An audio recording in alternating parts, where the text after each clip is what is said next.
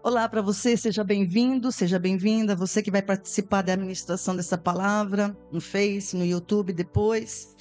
Que a palavra, que o Espírito Santo te guie, na verdade, através das passagens que nós vamos falar. É um tema que para mim é um privilégio, depois que eu realmente descobri, isso se descortinou para mim, o papel da igreja, eu digo igreja, corpo de Cristo. Não placas, né, amados? Sempre que eu falar igreja, nas minhas ministrações, eu não estou falando da placa da nossa igreja, da placa de outras denominações, não estou falando nada disso, eu estou falando do corpo de Cristo. Então, a vocação celestial da igreja. Amém? E é uma continuação. As minhas mensagens elas são contínuas, que eu não sou uma pregadora, eu sou ministra da palavra, eu tenho dom de ensino. Então, minhas palavras, elas são em sequência, tentando mostrar para vocês aquilo que eu tenho aprendido do Senhor com relação à sua palavra. Na semana passada nós falamos de buscar o reino de Deus e a sua justiça, né? E eu queria voltar a frisar isso, porque nós buscamos coisas nos reinos humanos e a gente se decepciona, mas o Senhor falou: não fiquem ansiosos com as coisas desse mundo, mas buscai o reino de Deus e a sua justiça. E o reino de Deus é o governo e o domínio de Deus. Isso foi projetado quando Deus criou o homem. O reino de Deus é o governo e o domínio de Deus. E esse governo e esse domínio está vinculado pelas Escrituras. A gente entende muito claramente isso, desde Gênesis até Apocalipse, que esse reino está vinculado à pessoa de Jesus Cristo, de acordo com um propósito eterno de Deus, que a gente também já entendeu isso pela palavra. Isso não é muito falado, mas o propósito eterno de Deus é a primazia, é a preeminência de Cristo Jesus sobre tudo e sobre todos. E Deus criou o homem para participar desse propósito de Cristo preeminente, né? E é um privilégio. Hoje eu falo, é um privilégio, amém, igreja? A gente entender isso, que a gente foi convidado para participar desse propósito, especialmente a igreja. Especialmente o corpo de Cristo, né? Porque não existe privilégio maior, amados. Você vai ver se você analisar essa palavra à luz das Escrituras, você vai se regozijar juntamente comigo. Amém? Então, Deus criou o homem para participar de um propósito eterno nele, não no homem, é nele. O homem criou Adão precisava confiar no Senhor, era o ponto de partida. Sempre a palavra vai ser essa: confie na palavra do Senhor. Sempre será a base, a palavra do Senhor. Confie na palavra. Isso não tem outra maneira, amados. O Giovanni falou do papel da palavra que tem sido na vida dele, e o Senhor me disse o texto de Deuteronômio, que Moisés fala isso para o povo de Israel, né? Dizendo que, olha, essa palavra não é vã, essa palavra é a vossa vida. Então, a palavra de Deus, ela não é uma palavra vã. Ele nos deu para a gente confiar. É uma direção do Criador, daquele que sustenta todas as coisas pela sua palavra. E o Adão falhou, ele pecou, ele não confiou e ofendeu a Deus. Deus deu um mandamento, né, que a gente chama de uma ordenança, para que ele, feito livre, porque ele foi criado livre, ou porque onde está o Espírito de Deus, aí a liberdade. Isso é muito lindo de Deus. Deus, ele nos fez livres, Adão foi criado livre, mas ele não confiou, porque estava no arbítrio dele confiar ou não na palavra. Ele preferiu confiar numa palavra de uma voz estranha e não confiar no Deus que o criou, né? Então ele pecou contra o Senhor, e esse pecado dele afetou toda a raça humana, como a gente está experimentando, né? Quer dizer, não mais agora os que estão em Cristo. Isso nós entendemos também agora, e louvado seja o nome do Senhor. Então o pecado foi um entrave para o propósito eterno de Deus. Mas Deus não desistiu, é óbvio que Deus não desiste. A palavra desistência nunca está no vocabulário de Deus, e nem deve estar no meu vocabulário, nem no teu vocabulário. Jamais desista. Quem confia em Deus, jamais desiste. Por nada e por ninguém. Sempre anda no caminho da palavra. Então foi necessário a redenção do homem. Primeiro, antes de estabelecer o reino de Deus, que esse é o propósito de Deus, o reino de Deus, o domínio dele, em Cristo, óbvio, mas foi necessário a redenção do homem, tá? Do poder do pecado, e isso foi feito através do Evangelho de Cristo. Por isso que João, ele vai falar isso de uma maneira muito linda. O verbo se fez carne né? O verbo que estava no princípio com Deus, o verbo que era Deus, se fez carne e habitou entre nós. Então, a palavra de Deus se fez carne para tratar da primeira questão, primeiramente da questão do pecado no homem. Porque Jesus, como ele disse, eu vim buscar e salvar o que se havia perdido. Então, é muito importante a gente entender isso, que na primeira vinda, o verbo que se fez carne, né, ele veio resolver tratar da questão do pecado, da separação do homem de Deus. Pecado não é comportamento, amados. Pecado é a separação que Adão cometeu de Deus e levou consigo toda a raça humana. Então, toda a raça humana nasce neste mundo destituída, quer dizer, morta. Porque sem a glória de Deus, sem Deus, o homem está morto. Temos vida física, mas não espiritual. Entenderam? Por isso a necessidade de Jesus trazer o evangelho dele, né, antes que o reino dele seja estabelecido física e literalmente sobre toda a criação. Por isso que quando ele foi perguntado pelos religiosos da época dele, pelos fariseus, quando que vai ser o reino de Deus implantado? Jesus ele responde em Lucas 17, versículos 20 e 21. Veja comigo, Lucas, Evangelho de Lucas, capítulo 17, 20 e 21. O reino de Deus não vem com aparência exterior. Nem dirão, ei-lo aqui, ei-lo ali, porque o reino de Deus está dentro de vós. Então essa palavra, amados, mostra isso, que Jesus ele veio o quê? Ele está mostrando que antes dele realmente reinar sobre toda a terra, é preciso que estabelecer o reino espiritual primeiro, dentro de nós. E quando ele voltar, amados, ele vai reinar sobre toda a terra mesmo, física e literalmente. Isso é maravilhoso. E todos vão reconhecer Jesus Cristo como Senhor. Como está em Filipenses, né? A palavra de Filipenses 2, lá 9 a 11, fala sobre isso. Ele foi engrandecido, e todo joelho se dobrará diante dele. Então, o governo de Cristo, quando ele voltar na segunda vez, será um governo de paz, um governo de justiça, um governo de retidão, e será um reino, como eu falei na semana passada, um reino sem fim, que não passará a outro reino, né? Isso é muito importante a gente ter essa noção. E isso não é uma ficção, não é uma invenção humana, não é uma invenção de igreja, de pregadores humanos, não. Isso são profecias de Deus na palavra, várias profecias. E a gente tem que aprender a ler a Bíblia e fazer essa ligação das passagens, que tudo se casa, ela chega no ponto que Deus quer. Deus, ele revelou, Deus é onisciente, ou seja, ele detém o poder de todas as coisas. O conhecimento, quero dizer, com relação à onisciência. Deus é onisciente e detém o conhecimento de todas as coisas, nada escapa dele. Passado, presente, futuro, tudo está diante dele.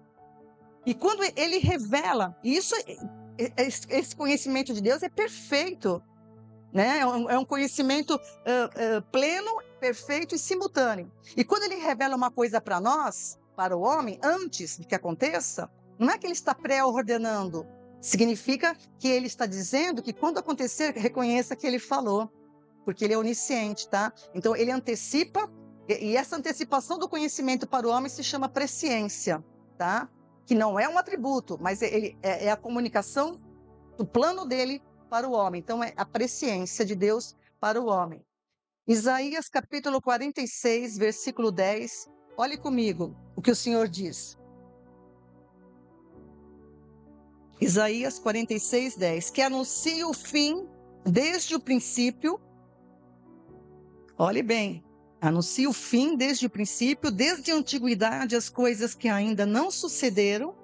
Que digo, o meu conselho será firme e farei toda a minha vontade. Aleluia. Esse é o nosso Deus, esse é o teu Deus, é o Deus da nossa vida. Então ele anuncia para quê? Para nos mostrar o poder dele, a sabedoria dele, a graça dele. Então, toda a revelação que ele fez de eventos futuros para os homens, para os seus servos, os profetas, está intimamente ligada. Toda a presciência de Deus que ele antecipou algum fato está ligado a Cristo. Então, por isso que a gente vai ver muitas profecias desde o Éden, em Gênesis 1, Gênesis 3, e no transcorrer de toda a Bíblia apontando para Cristo. Então, a presciência de Deus não é para fatos corriqueiros, né? A presciência de Deus, ele mostra com relação ao propósito eterno dele que está estabelecido em Cristo. Então, todas as profecias, na sua maioria, indicam para Cristo, apontam para Cristo, né? E ele antecipou esses eventos futuros para demonstrar que ele é firme, que a palavra, que ele vai cumprir a palavra dele, que ele não vai voltar atrás. E é por isso que a gente deve ler a palavra para ter esse entendimento do nosso Deus, né? Mas quando ele antecipa as coisas, não quer dizer que ele está, que algumas doutrinas dizem que ele pré-ordenou, que isso tinha que acontecer porque Deus pré-ordenou. Não. Deus não mexe no nosso livre-arbítrio. Deus não mexe, ele não interfere nas nossas decisões. Ele dá a palavra, e a palavra que deve ter poder sobre as nossas decisões. Mas você é livre, eu sou livre para ouvir, atentar, obedecer, tá? Então, ele conhece tudo e todos. Hebreus capítulo 4, versículo 13. Hebreus 4, 13. Olha comigo o texto. E não há criatura alguma encoberta diante dele. Antes todas as coisas estão nuas e patentes aos olhos daquele com quem temos que tratar. Então Deus conhece a mim, Deus conhece a você, Ele conhece o meu levantar, o meu deitar, Ele conhece as minhas motivações, Ele conhece a minha disposição ou a não minha disposição. Ele conhece, não adianta esconder dele, por isso busque-o de todo o coração, é isso que significa buscá-lo de todo o coração, de todo o entendimento, de toda a alma, é aberto. E é isso que ele faz. E o outro detalhe que eu quero frisar muito nisso é esse ponto que eu falei. Ele não interfere, embora ele tenha todo o poder, todo o conhecimento, ele não interfere nas decisões. Ele não interferiu com Adão, gente. Adão estava ali com ele, glória, glória, presença de Deus. Ele não interferiu na decisão de Adão, ele não vai interferir nem na minha, nem na sua e nem na sua. Então é importante isso, ele não interfere nas decisões. Porque eu vou repetir, aonde está o Espírito de Deus, aí há liberdade, como Paulo fala em 2 Coríntios, capítulo 3, 17. Tá bom? Então, e se as profecias que Deus revelou aos profetas acerca da vinda, do ministério, da morte e da ressurreição de Cristo se cumpriu com exatidão, a gente pode esperar que todas as profecias referentes à sua volta também se cumprirão. Então, e a gente precisa entender o curso disso. Ah, mas há 2000 anos a gente está esperando isso. O tempo pertence a ele. O tempo, o kairos dele é dele. O cronos é nosso, mas o tempo dele é dele. Então, ele tem tempo e modo, como eu vou falar daqui a pouquinho, tá? Então, mas o mundo repudia isso. E muitas vezes cristãos ficam com uma vida até inconstante por não se basear na firmeza de Deus da palavra, né? E a palavra do Senhor vai se cumprir. O Senhor vela pela sua palavra para cumpri-la, diz Jeremias 1,12, né? O Senhor fala, eu velo pela minha palavra para cumpri-la. Então a palavra do Senhor vai se cumprir, amados. Jesus vai voltar. Aquele que veio, que morreu pelos nossos pecados, que foi ressuscitado e colocado sobre todo nome, e dado a ele todo o poder e toda a autoridade sobre tudo e todos, ele vai voltar. Não mais como um cordeiro, não mais como, né? Mas como Senhor dos senhores e Rei dos reis.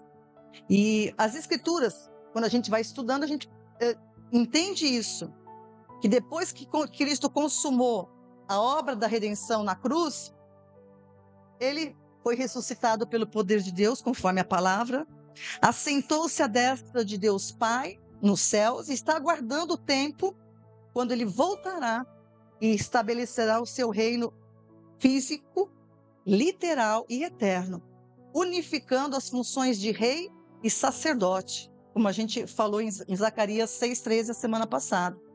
Então ele vai ser sacerdote e rei, e nós com ele, né? A igreja com ele. Então quando Jesus voltar, todo o propósito de Deus vai se cumprir sobre a terra, toda a terra vai se encher do conhecimento de Deus, amém? E todo o propósito vai se cumprir sobre toda a criação. Apocalipse 11:15 é mais uma profecia, né, sobre isso. Apocalipse 11:15. Os reinos do mundo vieram a ser de nosso Senhor e do seu Cristo, e ele reinará para todo sempre. Amém? Então é esse reino, André, que a gente tem que aguardar. Agora aqui a gente fica clamando, Senhor, segura as pontas aqui até a gente sair daqui, né? Até nos guarde aqui, como a gente tem que orar pelos nossos irmãos que estão nos países que não são tão bem-aventurados assim como a gente aqui é livre, amados. A perseguição que tem aqui ainda não chegou a esse ponto, mas tem irmãos que morrem, famílias inteiras são mortas porque eles estão confessando a Cristo. Então a gente precisa entender essas coisas. Esse mundo, infelizmente, está debaixo dessa coisa, mas bem-aventurado aquele que morre em Cristo, porque terá uma ressurreição superior. Amém? Então, essa profecia, amados, de Apocalipse reforça isso, que Jesus vai voltar sim como Rei e Senhor, e no reino dele, como está no Salmo 85:10. Eu gosto muito dessa beleza, dessa poesia, né? Salmo 85:10. O amor e a verdade se encontram, a retidão ou justiça e a paz se beijam. A justiça e a paz se beijam. Que coisa linda, né? Que coisa linda, a verdade e o amor se encontram. A justiça e a paz se beijam. É isso que a gente quer, né? É isso que a gente gostaria. Mas a gente está no mundo caído, nunca podemos esquecer disso, tá, amados? Mas para o reino de Cristo ser estabelecido, tem um tempo e modo. Eu falei isso semana passada, em Eclesiastes fala isso, Eclesiastes 8:6, para todo propósito, há tempo e modo. Então, para Jesus, onde Jesus está? Sentado à destra de Deus. E por que ele não volta? Porque Deus estabeleceu algumas coisas, e está na palavra isso. É uma coisa pertinente a Cristo, mas ele revelou para os seus servos. Ele revelou para mim, para você hoje, igreja, para que a gente saiba esperar. Saiba entender por que nós temos que aguardar nele. Ai, meu pai, eu mudei aqui.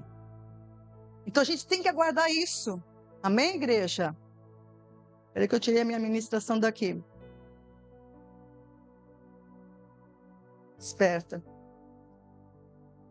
Então a gente tem que saber aguardar.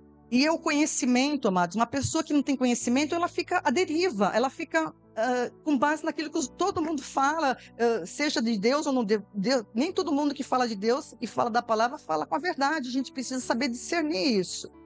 Amém? E Jesus, deixa eu chegar no ponto que eu quero. As duas determinações de Deus para nós, para Cristo voltar e reinar, são duas determinações que estão na palavra, que a gente entende hoje.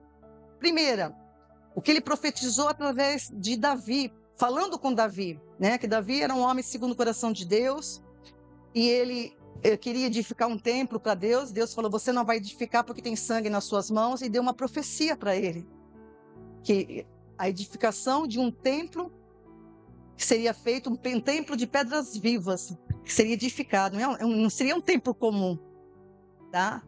Todo mundo lê a profecia, acha que foi Salomão o descendente, e foi o grande templo de Salomão que ele construiu. Não é esse templo, né? Então, Cristo precisa edificar primeiramente um templo para Deus, um templo que a gente conhece hoje com a linguagem do Novo Testamento, um templo de pedras vivas. E segundo ponto, que os inimigos de Cristo sejam colocados debaixo dos seus pés. Isso é muito interessante, essa expressão, guarde isso, porque isso vai estar, eu vou falar mais na frente. Hoje eu vou me prender ao primeiro ponto. Que os seus inimigos sejam colocados debaixo dos seus pés, como está no Salmo 110, e como está em Hebreus 10, 12 a 13, como a gente leu também na semana passada.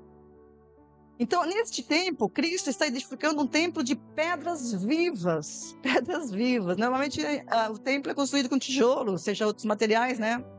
Mas Deus está construindo com pedras vivas, ou seja, humanos, pessoas, né? E essa profecia que foi dada para Davi está em 2 Samuel, vamos relê-la para sempre firmar pontos. 2 Samuel 7, 12 e 13. Quando teus dias forem completos e vieres a dormir com teus pais, está falando com Davi, tá? Então, farei levantar depois de ti um dentre a tua descendência, o qual sairá das tuas entranhas e estabelecerei o seu reino. Quer dizer o quê? Que esse descendente seria descendente de Davi, que Jesus é, né? Versículo 13, aqui que está o ponto.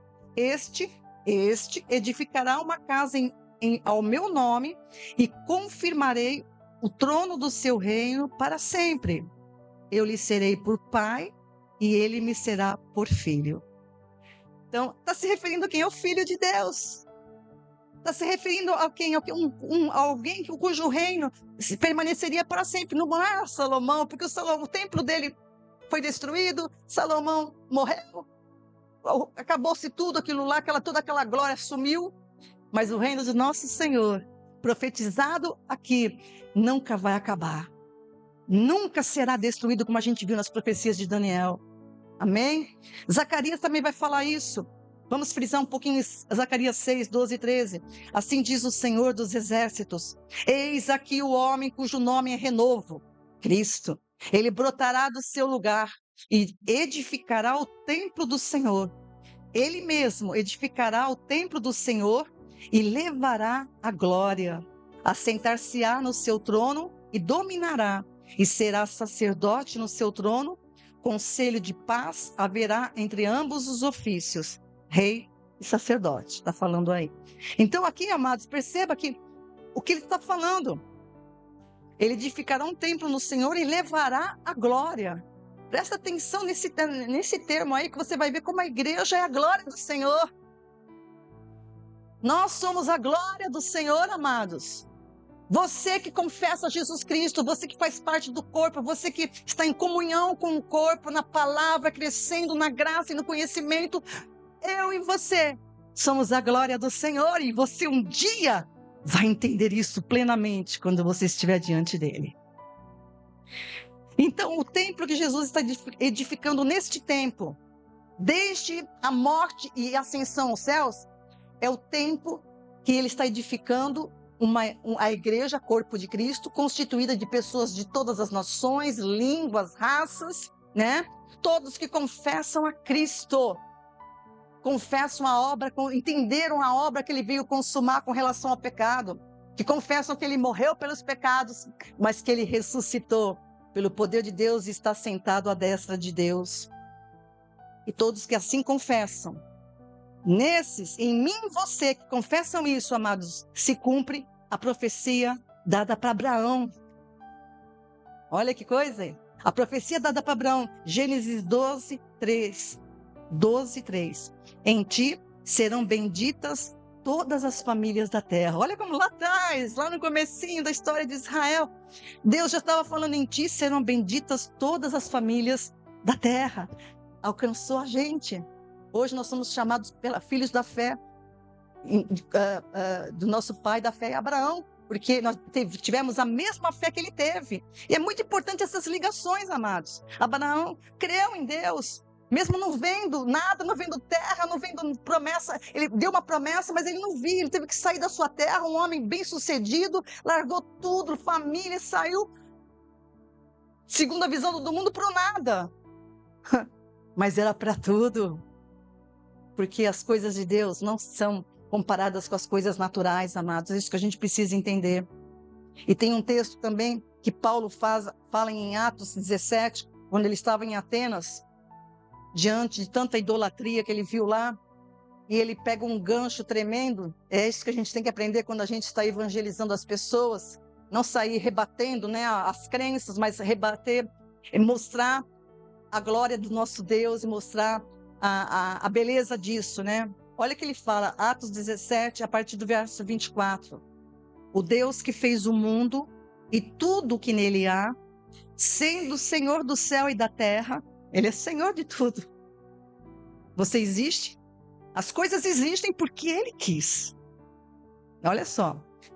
Não habita em templos feitos por mãos de homens. Guarde isso, grife isso, se um tijão não estiver grifado na sua Bíblia. Ele não habita em templos feitos por mão de homens. Nem tampouco é servido por mãos de homens, como se estivesse necessitando de alguma coisa. Pois ele mesmo é quem dá a todos vida, respiração e todas as coisas. De um só. E aqui está uma ênfase, né, que a gente que está estudando em Gênesis. Olha aqui uma ênfase. Lá no Novo Testamento, Paulo falando em Atenas, né? Olha o que ele vai dizer. E de um só sangue fez toda a geração dos homens. De quem que ele está falando? De Adão. Então, aqui já mostra aquilo que eu tenho falado, como você tem que ligar os capítulos primeiros, estão em toda a Bíblia. Sem os 3 primeiros capítulos de Gênesis, a Bíblia perde todo sentido. Então, aqui Paulo está falando, ele entendeu bem isso, de um só sangue, que Adão foi o primeiro criado, e dele fez toda a geração, né? Que é uma coisa tremenda, fez a humanidade de hoje, de bilhões de pessoas, veio de um homem. Então, de um só, fez toda a geração de homens para habitar sobre a face da terra, determinando os tempos já dantes ordenados e os limites da sua habitação, para que buscassem ao Senhor, se porventura tateando o pudessem achar, ainda que não está longe de cada um de nós, porque nele vivemos, nos movemos e existimos. Aleluia. Que palavra, né, amados? Que palavra, olha que palavra, sem atacar nada. Ele falou da glória. Você entende? Quando você evangelizar, um ataque. Ataque não é sabedoria do alto, é sabedoria da carne, do diabo. Ele ataca. Como o Giovanni falou, ataca, ele vai atacar. A gente tem que usar a sabedoria de Deus. Então, Deus não habita em templos feitos por mãos. Então, Cristo está edificando um templo de pedras vivas, né? E sendo Cristo a pedra preciosa de esquina. Isaías 28:16. Depois você anote e leia lá que eu vou citar outro texto. E os que nele creem são sobreedificados como pedras vivas. Jesus é a pedra angular desse templo, olha só. E nós que somos edificados sobre ele, somos as pedras vivas. Olha o que Pedro vai falar isso. Pedro, que era um analfabeto, né? Ele entendeu o propósito de Deus por causa da palavra. Olha o que ele vai dizer aqui, 1 Pedro capítulo 2, versos 4 e 5. E chegando-vos para ele, pedra viva, rejeitada na verdade pelos homens, mas para com Deus, eleita e preciosa. Olha como fala contigo também. A gente pode ser rejeitado, né, Andréia? A gente pode ser rejeitado, mas quando a gente está em aliança com Deus, meu amado, não interessa o resto. Pode cair 1000 ao teu lado, 10.000 do outro lado, mas tu não será atingido. Então, olha que palavra. Jesus era uma pedra viva, rejeitada na verdade pelos homens, mas para com Deus eleita e preciosa. É isso que importa, é isso que aquele ator falou, homem, porque não importa o que Deus pensa de mim. Não é os aplausos de ninguém, não é a zombaria de ninguém, não interessa o que os outros pensam, o que me importa é que ele me conheça, ou antes que eu seja conhecida dele. Amém? Então, é isso que é interessante. Versículo 5. Vós também, aí, então, Pedro se dirige aos cristãos. Vocês também, como pedras vivas, sois edificados casa espiritual. Presta atenção nessa linguagem, amados. Para casa espiritual. Então, hoje eu sou uma casa espiritual do Senhor. Eu sou uma adoradora em espírito e em verdade. E você também que confessa a Cristo, também assim é. Sois edificados casa espiritual para ser de sacerdócio santo, a fim de oferecer de sacrifícios espirituais aceitáveis a Deus por Jesus Cristo. E quando fala de sacrifícios aí, não pensa que é uma romaria, não pensa que é, né? Não, o que é sacrifícios? A boca fala do que está cheio o coração. Se o meu coração estiver cheio da palavra, vai falar a glória de Deus, como eu já falei anteriormente. E aí mesmo, eu não vou citar o versículo 6, a sequência desse texto de Pedro vai falar de Jesus como pedra angular, eleita e preciosa. Então, a igreja, ela é constituída de pessoas, são pedras vivas que estão construindo um templo espiritual para Deus. Né? O corpo de Cristo é isso. Corpo místico de Cristo. O corpo de Cristo não é uma placa. Os homens colocaram placas como se quisessem dominar isso. Mas esse domínio dos homens é nada para Deus, porque Deus não está olhando para placas, Deus está olhando para os corações. Verdadeiramente rendidos à palavra dele, ao evangelho de Cristo, obedecendo fielmente a palavra do Senhor. Então, isso é o corpo de Cristo. Por isso que eu digo para você que frequentar a igreja é uma coisa e ser igreja é outra. Tem muita gente frequentando igreja que não é. segundo o pensamento de Deus. Isso nós temos que entender, amados, por isso que a gente tem que pregar.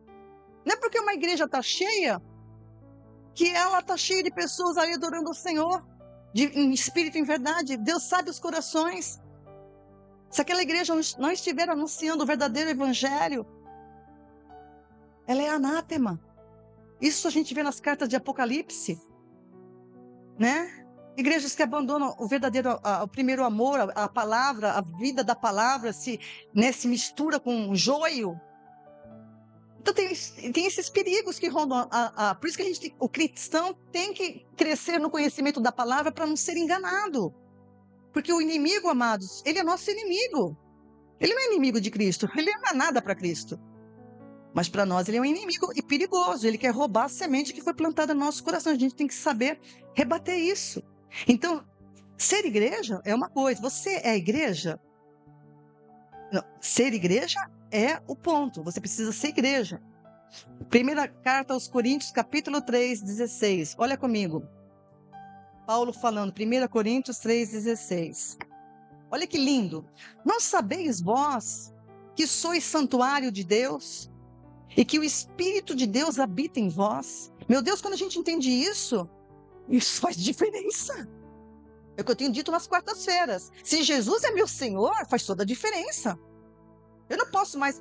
Por isso que a premissa é, eu não sou salva pelo meu comportamento, mas eu sou salva pela palavra do Senhor. Mas a palavra do Senhor verdadeiramente em mim transforma tudo. É diferente. Então, você imagina que você é um...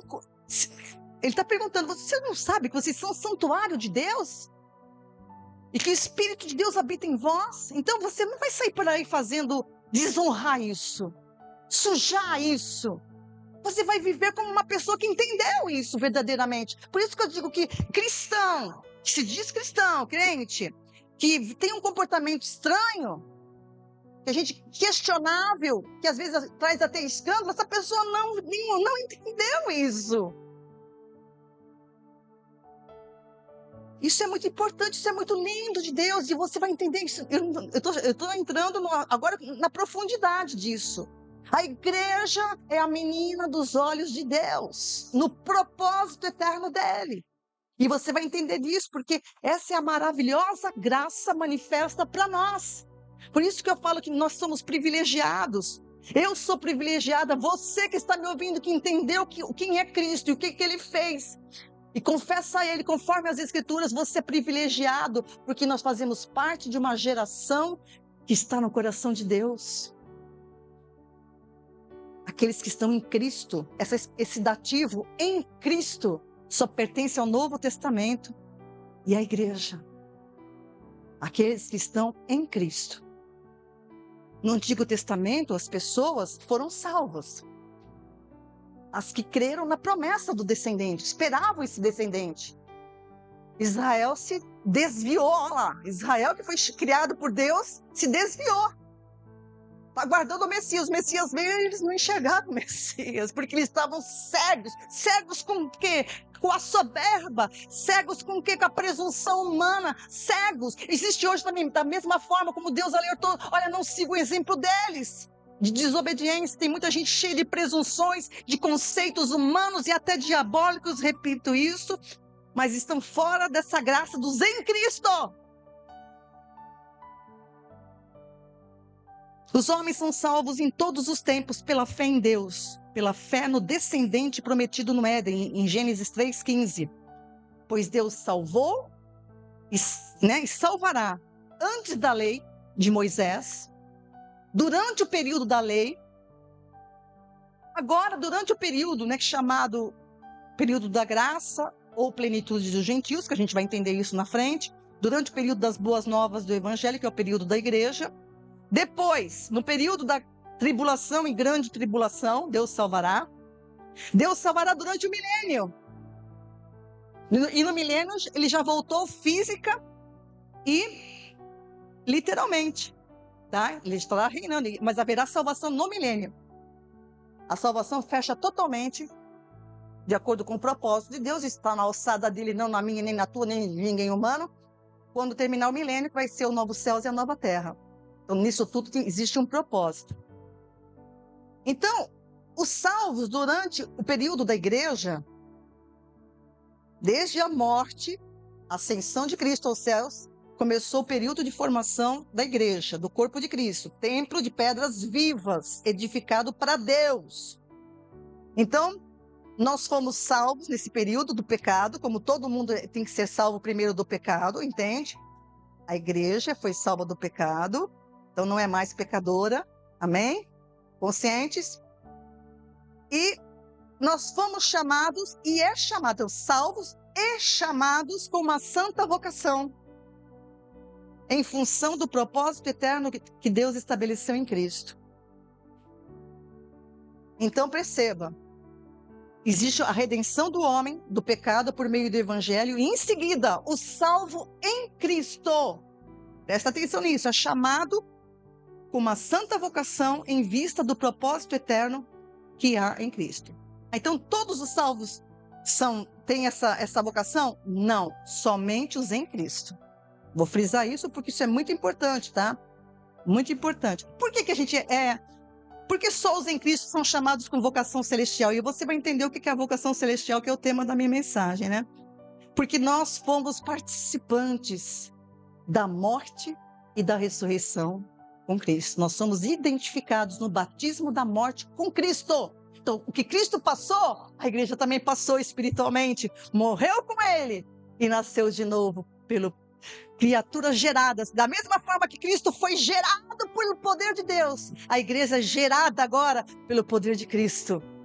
É uma nova geração, essa é a geração eleita, essa é a geração predestinada segundo o eterno propósito de Deus. Isso é maravilhoso, isso é espantoso, isso é glorioso. Você não pode tratar com leviandade o ser igreja.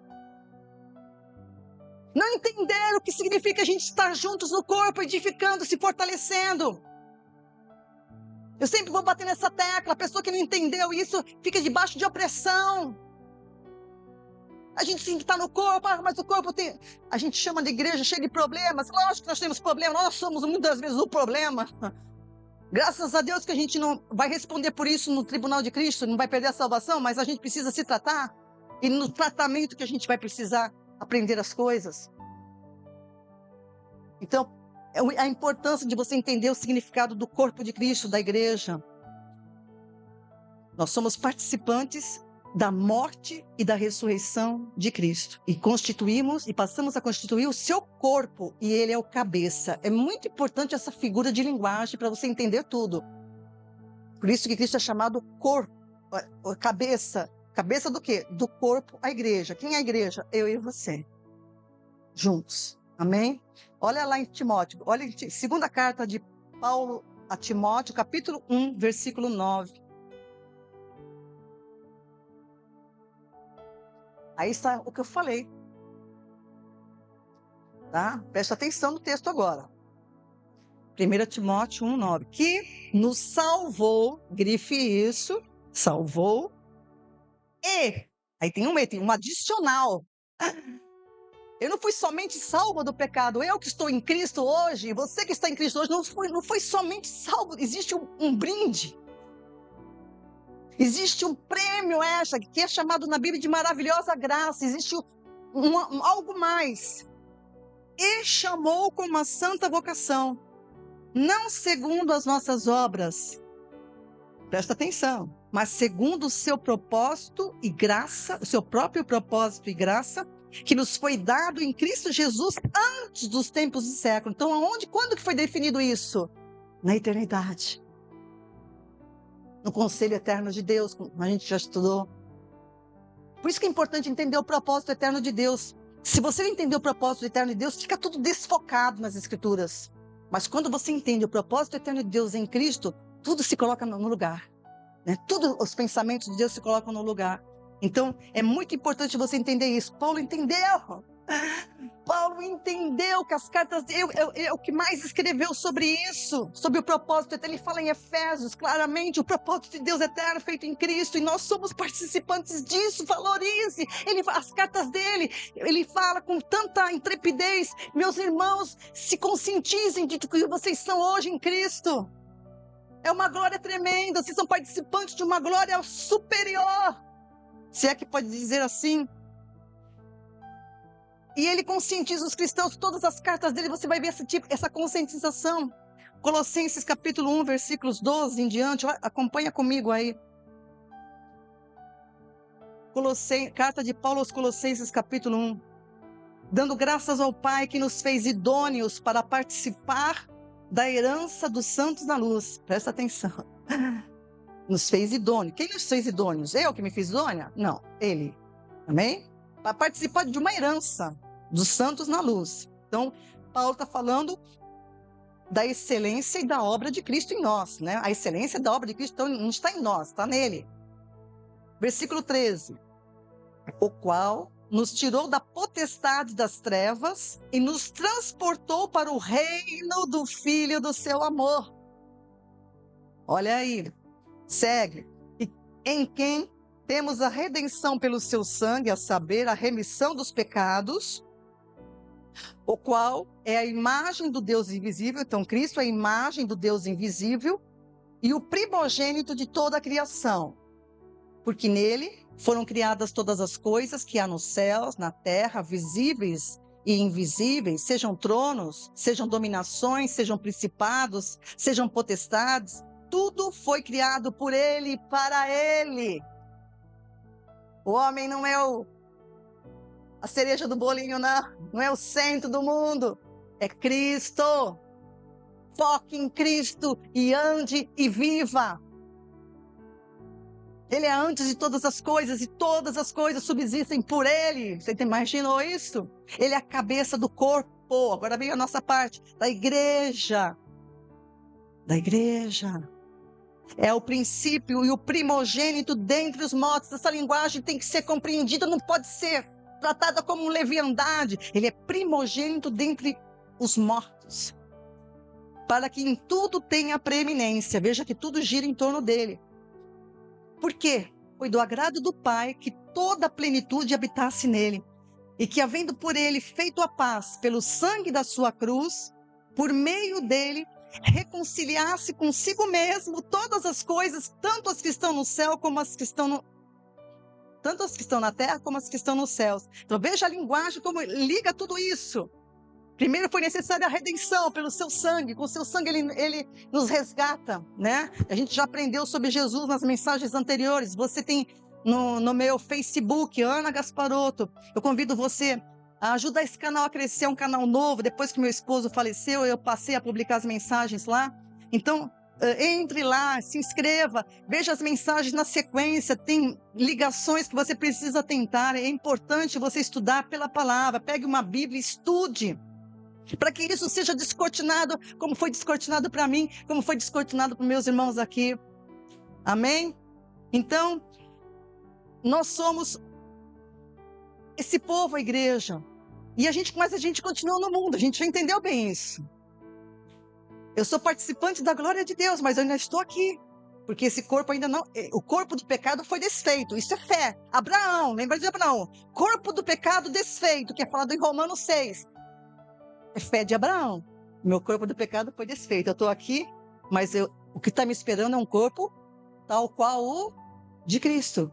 Um corpo glorificado. Então, apesar do crente continuar no corpo mortal, por enquanto, sujeito às provações, tentações, vicissitudes e aflições dessa vida, ele recebeu o poder de ser criado filho de Deus. Isso que está a glória do Pai. No terreno do inimigo agora, porque o inimigo passou a reinar aqui. Ele levanta eu e você, no meio de uma pressão tremenda. Olha a pressão que a gente está cercado, amados. E você se mantém firme. Você é a glória do Senhor, entende? Então a gente passa por lutas, viu? Passa por vexames, né? Acusações, passa, confusão, passa. Mas eu sou filha de Deus e acabou. Se ele diz, está dito. E eu aguardo a consumação da obra dele perfeita. Porque aquele que começou a boa obra há de completá-la até o dia do Senhor. Eu ando na fé tal qual a de Abraão. Amém, igreja? Amém para você também que está me ouvindo? Então nós recebemos poder. O poder de ser feito. Esse poder é a palavra no nosso coração, amados. Então hoje, eu sou um ser espiritual e você que creu em Cristo também é um ser espiritual, porque você nasceu do Espírito. Palavra. A palavra de Deus é espírito e vida. Quem nasce dela se torna espiritual. Por isso que é necessário nascer de novo. Não se espantem que é necessário nascer de novo. Não é um nascimento físico, é um nascimento espiritual. João 3,9, 1 João 4,17, 1 Coríntios 15,48. Mais versículos que falam sobre isso. Então, quando nós morremos com Cristo, isso se chama identificação. Por isso que o batismo que deve ser pregado não é o batismo nas águas. Não é o batismo nas águas que a Bíblia fala. A Bíblia adotou o que existia antes de Jesus morrer, que era João Batista batizava nas águas. Não há problema de batizar nas águas, mas as pessoas precisam entender que é muito mais importante você ser batizado na morte de Cristo. Esse é o batismo que a Bíblia fala, que salva a pessoa. Quando eu criei em Cristo, eu fui batizada na morte dele. Eu morro com ele para o pecado. É necessário que eu morra, que eu rompa com a geração de Adão e que eu nasça de novo pelo poder de Deus. E Deus estabeleceu que ele faz isso em Cristo Jesus. E está feito. Está feito. Nova criatura sou. No ser espiritual. Então eu compartilho agora, você compartilha agora da glória de Cristo. Porque para este propósito que a gente foi gerado de novo. O Antigo Testamento eles nasceram de novo? Em Cristo não. Na tribulação eles vão nascer de novo em Cristo? Sim. No milênio? Não. Entende? Então a gente precisa entender essas coisas pelo estudo. A gente vai andando em frente, você vai entender mais na frente. Mas se liga nisso. A igreja é a imagem, vai adquirir do Senhor, na sua ressurreição com Ele, a imagem e semelhança que Cristo tem. É para esse propósito que nós somos gerados. Preste bem atenção. Então, a salvação da humanidade não é o propósito eterno de Deus. Muita gente confunde, o propósito de Deus é salvar a humanidade. Não, foi necessário salvar a humanidade em função do propósito de Deus. Então, a gente não pode confundir. A redenção é uma obra maravilhosa de Deus, né? Mas o objetivo não é o fim objetivo do propósito, porque um dia a salvação vai cessar, mas o propósito de Deus vai permanecer para sempre. Através da salvação em Cristo, Paulo fala isso em Efésios, né? Capítulo 3, ele vai dizer que através da obra de redenção de Cristo, Deus revelou a sua multiforme sabedoria de contornar, pegar o pecado, tirar ele e nos colocar de novo na linha da sua vontade. Amém? Então, a gente precisa entender estas coisas. Então, através do Evangelho, Deus proveu o meio de reconciliar consigo mesmo as suas criaturas e, concomitantemente, fazer o seu Filho proeminente entre todas as coisas. Aleluias. E é muito importante eu frisar que Deus cumpriria o seu propósito com ou sem o pecado. Com o pecado teve que Jesus morrer, vir e morrer. Mas se o Adão não tivesse pecado, o propósito também se cumpria, e aí a gente está fora da nossa alçada, porque a gente não saberia, isso não está revelado, então não compete falar sobre isso. Então, antes de tudo existir, Deus sabia que o homem iria falhar, e ele já tinha providenciado a redenção. Ele já tinha providenciado a redenção da sua propriedade. Nós somos propriedade de Deus, o homem é propriedade de Deus. Ele criou, ele é o criador. A humanidade não quer reconhecer isso. 1 Pedro, eu vou terminar com esse texto e continuo na semana que vem. 1 Pedro, abra comigo aí. 1 Pedro, a partir do versículo 18. Sabendo que não foi com coisas corruptíveis, como prata ou ouro, que fostes resgatados da vossa vã maneira de viver, que por tradição recebestes dos vossos pais. O que ele está falando aqui? Você não foi resgatado pela sua religião, pela crença dos seus pais? Não, você não foi resgatado por isso. Se liga, eu tive que me ligar um dia. Você foi resgatado, agora com o versículo 19, mas com o precioso sangue de Cristo, como de um cordeiro imaculado e incontaminado, o qual, na verdade, em outro tempo, foi conhecido antes da fundação do mundo, porque ele era o verbo de Deus, estava com Deus e era Deus, mas manifestado nesses últimos tempos por amor de vós. Então, essa é a importância da gente entender, amados, que a gente pertence, a gente foi resgatado com precioso sangue, né, para um propósito maravilhoso, que é a vocação celestial da igreja. Aí a Bíblia vai falar a Bíblia fala de eleição, e isso são temas bastante conflituosos no meio teológico, porque quando a gente coloca o nosso pensamento e não o pensamento de Deus, aí é a confusão. Isso é a regra.